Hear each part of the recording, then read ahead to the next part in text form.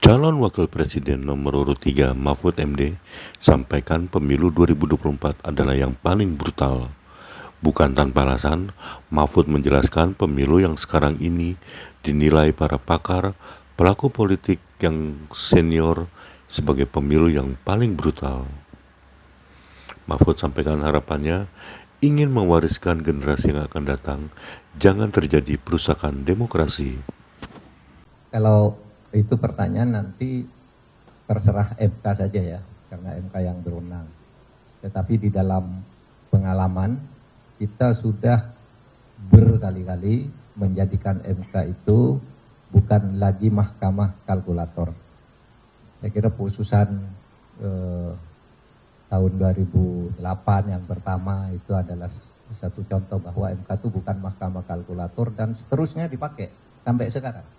Sampai istilah TSM itu sendiri masuk di dalam hukum kita. Sebelum itu tidak ada. Artinya MK itu bukan sekedar mahkamah kalkulator. Tinggal nanti kreativitas hakim MK. Saudara, soal gugatan itu sebenarnya begini.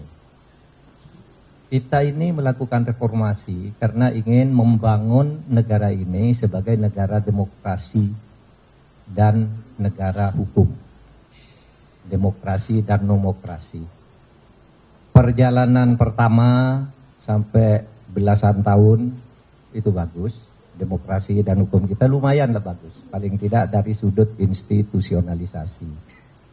Tetapi pemilu yang sekarang ini dinilai oleh banyak pakar, pelaku politik yang sudah senior sekali sebagai pemilu yang paling brutal. Karena memang tidak ada pemilu sebelumnya yang seperti ini, di mana aparat turun, lalu pejabat tertinggi juga turun, meskipun bilang tidak kampanye, isinya pasti dirasakan kampanye, sehingga ini dianggap, apalagi ada ancaman-ancaman ya politik,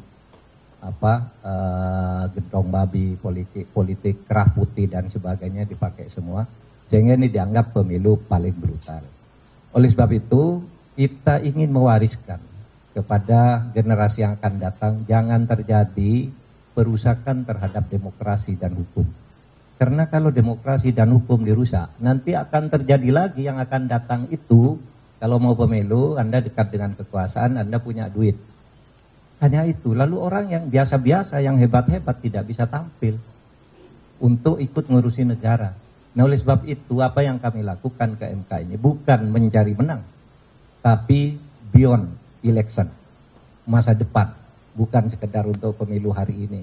Tapi masa depan ratusan tahun yang akan datang demokrasi kita harus sehat. Dan itu harus diungkap di sebuah teater hukum yang bernama Mahkamah Konstitusi.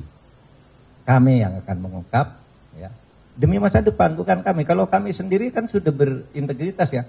Sudah membuat fakta integritas nih. Kami akan menerima apapun hasilnya.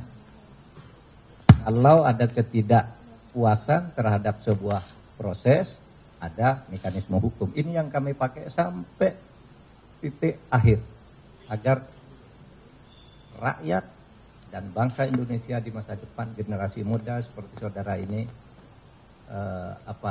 ikut menjaga Indonesia harus dibangun sebagai negara demokrasi yang benar, berkeadaban dan berkeadilan, juga berhukum dengan benar. Itu saja. Terima kasih.